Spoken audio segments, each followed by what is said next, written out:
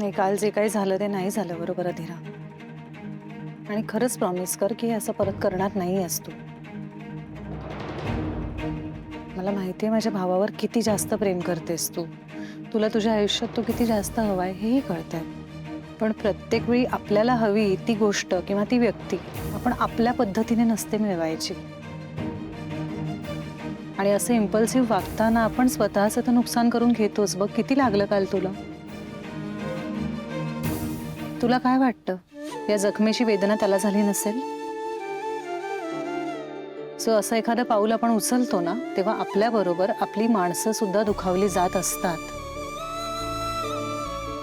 आणि मग ना ती प्रेमाची भावना ही कुठेतरी स्वार्थी भावना बनते. मला माहिती आहे तशी नाही आहेस तू.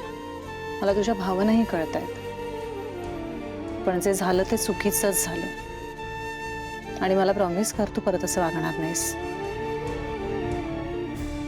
अगं सोड ना, जाऊ दे ना, कशाला हा विषय पाहिजे, नको बोलूस.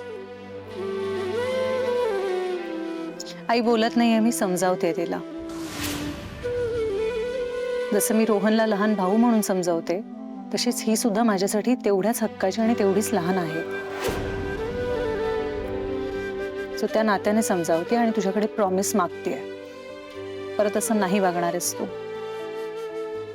ताई, आय प्रॉमिस यू, मी परत असं कधीच नाही करणार.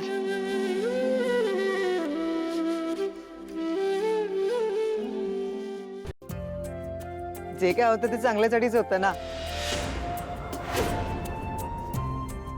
आता तू असं केलंस म्हणून तर स्वानंदीचा तुझ्या भावाबरोबर साखरपुडा झाला, चांगली गोष्ट आहे ना, है ना?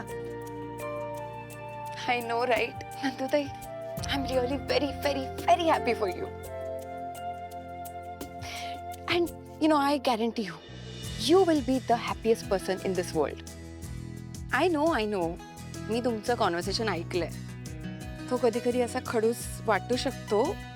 ओके, म्हणजे जरा जास्त खडूस वाटू शकतो, पण आतून हिज अ स्वीट हार्ट. खूप सॉफ्ट आहे मनाने हवं.